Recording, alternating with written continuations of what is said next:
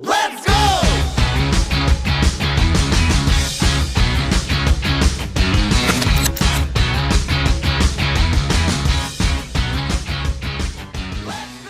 Okay, so we are going to talk about play today, which is like my favorite thing to talk about. That's a fun one. And I'm interested to know what you say, because we haven't really talked about this yet.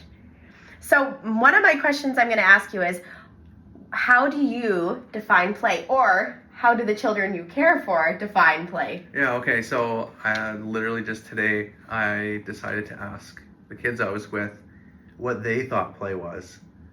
Oh my gosh, so this is, okay, I won't say where, but this is the other program. Yeah, okay. other program, that's where I was today. So what I asked them was, what is play? And I said, what does it feel like when you're nice. playing? And then I asked, like, where do you play? Right. So it was those three things. And then I was kind of losing them. You're like, all right, next. This is no longer play. I did this before gym time, so they're like, wrap it up, let's go. Yeah, and then you know it's no longer play anymore. Yeah. Yeah. So I'm curious to know, how did they define, or what did play feel like? Okay, so they said it makes them happy because I like toys. They also said it feels good to share and care and to give to others. That's nice. And then they brought up, like, it's Valentine's Day is coming up. So, It's the season of love. yeah. For you, can I ask you a question? Yeah. I'm gonna say, can you tell me, okay, close your eyes. My teacher from the college that I go to did this exercise with, you can open your eyes right now, sorry. I'm sorry, I was gonna go and then I was like, oh, he's closing his eyes already. Okay, so the teacher that teaches me in school right now, she did this exercise with our class. Maybe you did it in her class too, so I'll see once I think I know where this is going. Yes. Yeah. She talked about a time in our life where we felt like we were fully immersed in play. So I'm going to get Taylor to now close his eyes and try to remember a time when you were fully, like, deeply in play. And then once you have that memory, tell me about it. Is this a memory when I was a child? You tell me. An adult? I think we're aiming for, like, childhood, but you also just tell me. I got both. Okay. Okay, I'll start with, should I open my eyes? Yeah, now you can open your Okay. eyes. unless you feel like you really can understand it more with your eyes closed. You know, sometimes people do that. Okay, my experience of being fully immersed in play was a memory of mine where my dad made a zip line. Oh, that's cool. In our backyard. Yeah.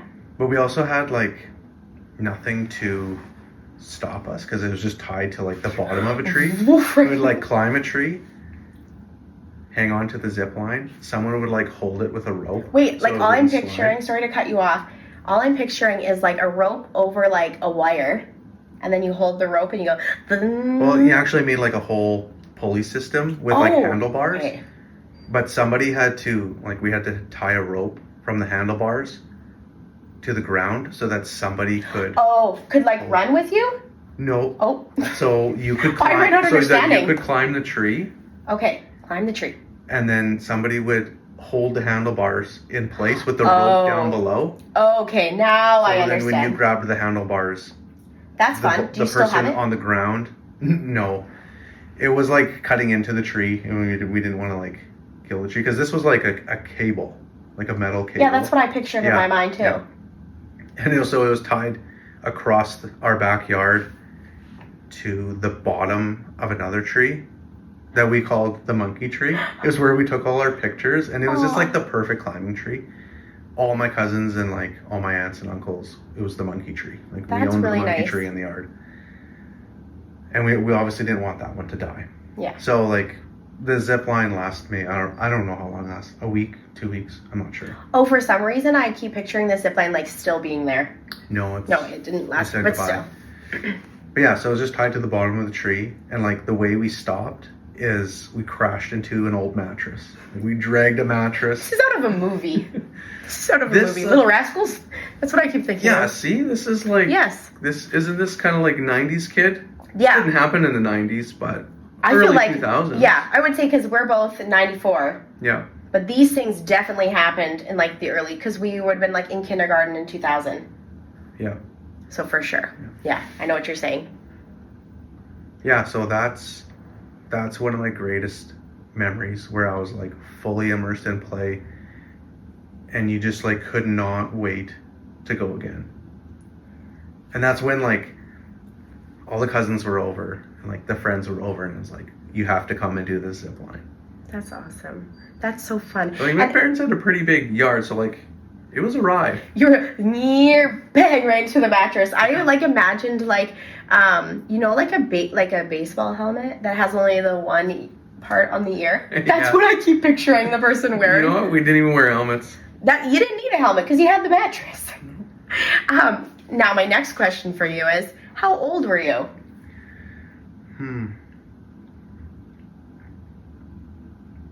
If I had to guess, I guess just like in a like approximately, because it's hard to know.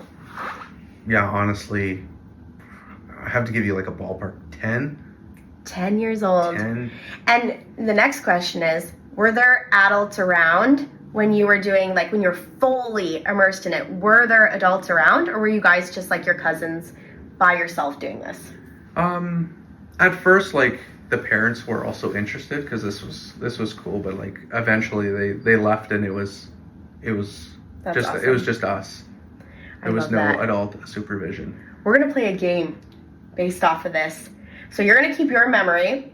Okay. And if you want to hear my memory, I'll tell you my memory about when I was fully immersed in play. And then we're going to figure out, based off of that moment in play, if that connects to who we are and who we are to our core. If there's parts of that play that show who we've always been.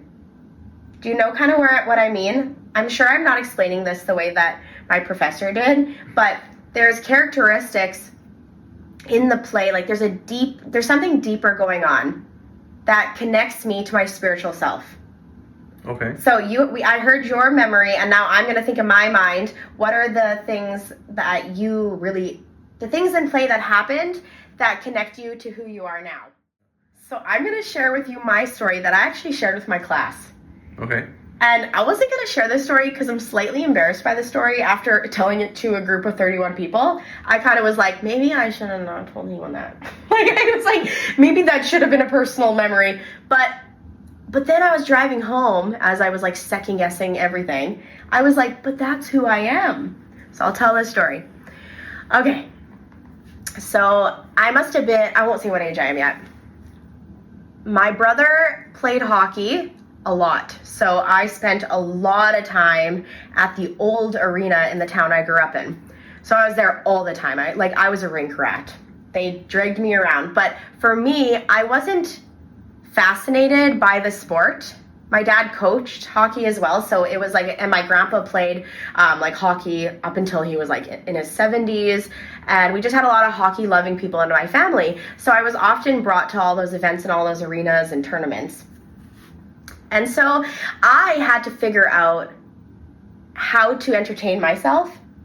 So this is what I did. I'm embarrassed.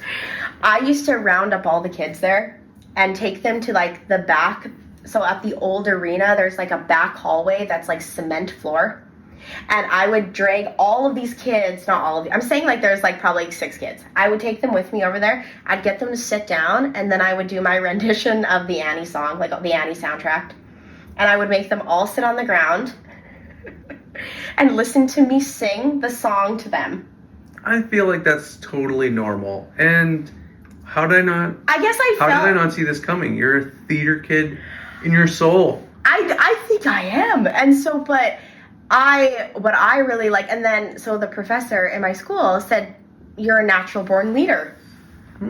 Because maybe those kids are like, okay, here we go. Like, or someone might classify me as being bossy or trying to control the situation. But as a child, I was trying to showcase my natural ability because I wanted to like not be in charge of something. That's not the right word. I wanted to like create something. And I was trying to like corral people with enthusiasm, with like my singing, to be a part of something bigger. No, I want you to tell me first, that memory you shared where you were fully immersed in play, what are some things that you were doing that connect to you as an adult now? I think like adrenaline based. Like you enjoy taking risks? Yeah, the risk behind it, like it was, like there was some danger involved. Mm-hmm. So I was the hockey player. Yeah, and that's a dangerous sport. Like you're like you're like an athlete. That takes like gross motor skills to be able to do that type of activity. Definitely, yeah, gross motor skills. The big body play. So like the rough and tumble is a favorite of mine in childcare. But also this also took place outdoors. Mm-hmm. I like the outdoors. I was going to say that. You can have a zip line indoors, but I didn't mention that in my story that this zip line was outdoors. Anyway, oh yeah, I said it was in the backyard. Yeah, you talked about the trees. Yeah, the trees. Want to hear something that I took from that? Is you talked a lot about your cousins and your dad and your mom. This is going to make me cry. Oh my gosh. And your family members. And I see you as somebody who's very like family involved.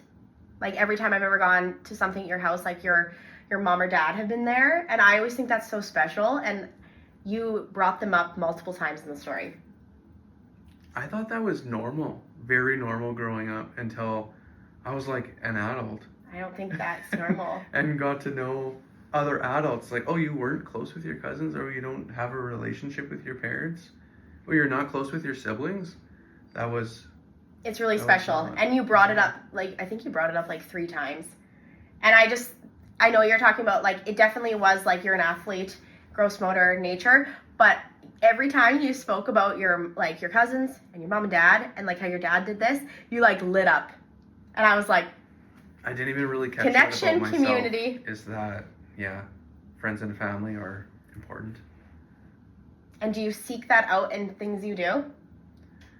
Likely. I knew it. Welcome to Therapy with Maddy. All right, so we are going to talk about our definition of play. I had to write on cue cards because I was scared that I wasn't going to explain it in the way that I wanted to. Because sometimes I go on a little bit of a tangent and then I'm like, whoa, we are on like 7 other chapters of something different. So for this instance, I just really want it to be said this way because I want to make sure I am clear and concise. My communications teacher would be happy to hear that. Okay, so what is play? By my definition of play is an opportunity for a human to deeper their connection to their spiritual self, which is what we were talking about with the memories of finding. That's our spiritual self. This means who they are to their core. Play gives us the freedom to discover and unlock our interests and develop a better understanding of who we are. Play can liberate the best parts of ourselves. So I try to think of memories working where I feel like that's what's happening in the room. Okay, I have a memory of this play took place at a park in my first center, and the kids there, they definitely did not know my last name, but they gave me a last name, and it was Monster. Taylor Monster? Taylor Monster. I want that to be my last name. Because they always wanted me to be the monster. Oh, that's awesome. So like, they actually kind of stopped calling me Taylor. It was just the full thing all the time. Taylor Monster. Aw. So one day we were at like the school's play structure, and I was acting like a monster. Like you and done I was here? like fully invested in this role. You were playing as an adult. I was playing. You were. I was playing, yeah. This was as an adult. And I remember stopping in the middle of it and kind of looking around and going, I'm in a public place. But you didn't care. But I was just like, I don't care. I have a role to play, and I don't care who sees it. And you felt like, free. The children made you feel free. It. Yeah. There was like this twisty slide, and I would like slither up it, and they'd be at the top, and I'd grab a hand or grab a foot, and they'd scream, and like that was like the most fully I've ever been immersed in play. And it was loud, Oh, that's so It was good. public.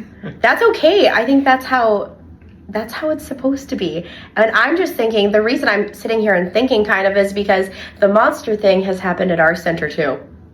Taylor has been the monster at the center before too. And I will say that was so funny. Like, the adults in the room were laughing. It wasn't just about the kids. It became an environment of play. Everybody was laughing. It wasn't just like us watching on as the kids were enjoying themselves. Like, everyone was laughing. Like, so I always try to, I think that was the cleanup monster? No, it was the when you came out of the room and then came up to the window and you had the blanket over your head and the glasses over. And I remember us being like, here he comes, he's gonna be the monster. The environment in the room was like so fun. I think I've been chasing that high ever since. I'm not even kidding. Like, I think that's what it all is about. And I'm trying to find those experiences in everyday and childcare. You know, play was a success when like time flies. Right. You're just like, oh man, it's like it's lunchtime already. Yes. Whatever time of day. No, I agree. And to add another story into that, I didn't want to tell you the story until we had the podcast tonight because I was so excited to tell you about it. So, like I had said, I've been like trying to chase that environment of everybody being involved. Today, a coworker and I hope she's okay with me saying her name. Kaylee, she's okay with it. She's now, anyway. Kaylee and I work in the same room, and we had no staff. So there wasn't a lot of staff, but we were like, you know what? We're here for the children. Let's make this awesome. So I decided to take a group of 8 outside to our garden area. And when we were out there, I was like, we're going to be called the Chickadee Club. This is a club now. So we've been fascinated with chickadees. So the children were like, yeah, we're part of something bigger. Like, we're this chickadee club. So then Kaylee comes around the corner. She's like, I'm going to come too. She brought other kids because we were out of now with her, our ratio was good. And we were just playing and having fun. And I was reading this book called The Teeny Weeny Unicorn and doing a leprechaun accent. And we were just all laughing. It was so funny. And then Kaylee's like, we're going to go on a walk. So we went on a walk and we start walking down the thing. And then Kaylee is like, we're going to go through these bushes. Like, follow me. We're going into these bushes. And she was like, I was like, Kaylee, you're the leader. Maddie's the caboose. So we're walking through and I'm behind everybody. And she's climbing through. People's boots are coming off. People's mitts. One person didn't have their mitts. And I had to run through to go get the mitts from the chickadee forest that we called it the chickadee forest.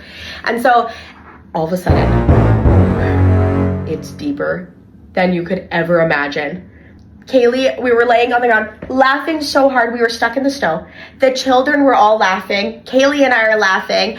I'm like, my old baseball injury, that's what I call it. I had an old baseball injury. And I was like, not my baseball injury. And we were laughing about that. And it was so fun. And anyway, the moral of the story is that when we gathered together before we came inside for snack, we asked the kids what their favorite part about Chickadee Club was. And almost, I think like 3 of them said, Kaylee and I laughing. And we both were like, oh, like, cause like, how beautiful. Like, some people were really freaked out how deep the snow was, and it was challenging to get out. And we were a little bit like, oh my gosh, I hope everyone's okay. But like, we were okay. Everything was fine. There were some boots off. Some people upset about boots because you had a booter in the snow. But the fact that we were laughing and just like, we're going to get out of this, it's going to be fine. Like, we're all here to help each other, that they remembered Kaylee and I laughing together. Man, that's so important. I know, I wanted to share Because you easily that. could have been like, oh, the snow is so deep, this is awful, and like, we're losing boots. Let's just go back. But it was you did the so opposite. fun. And that is like, children need to see adults do that too. I think that's so important. They need to see Children that. Children need to see adults have fun. They do. And then I go back because some children were getting picked up. I'm sorry, this story is so long, but I just have to tell you. I'm trying to go fast. I go back, drop some kids off. I go back out there. The kids are hiding in the bush from me. And I'm like, I could see them. They're like, you clearly could see them through the trees. It's winter time. And I'm like, oh, where did they go? And then they like all jumped out, and like Kaylee's like, rah! Like, it was so fun. And the kids, we were laughing so hard. I just wanted to share that because Sometimes childcare can be really exhausting, especially when you have no staff or, those things happen. It's all about ratios, especially in the preschool room when there's so many kids and there's lots of staff in there as well because the ratio is smaller. But sometimes we forget why we're here and why this is so important. And if we could give that little experience throughout the day, and if we could add more of those in, like, these children might not remember you and I, but they're going to remember, oh, I remember when that teacher couldn't stop, like she was laughing so hard she fell in the deep snow. Yeah. They're going to feel those experiences, and that feeling is going to follow them. So it doesn't have to be so serious. Yeah, just play. Just play. When in doubt, play it out. What do you need to do? What did I say? When in doubt. When in doubt.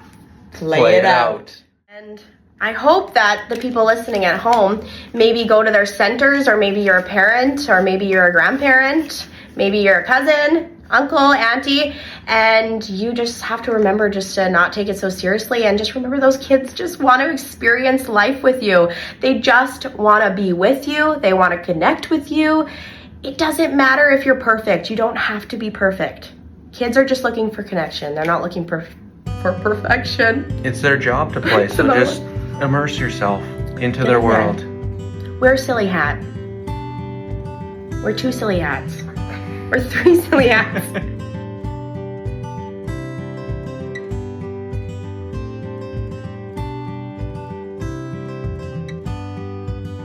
Thanks for listening. Goodbye.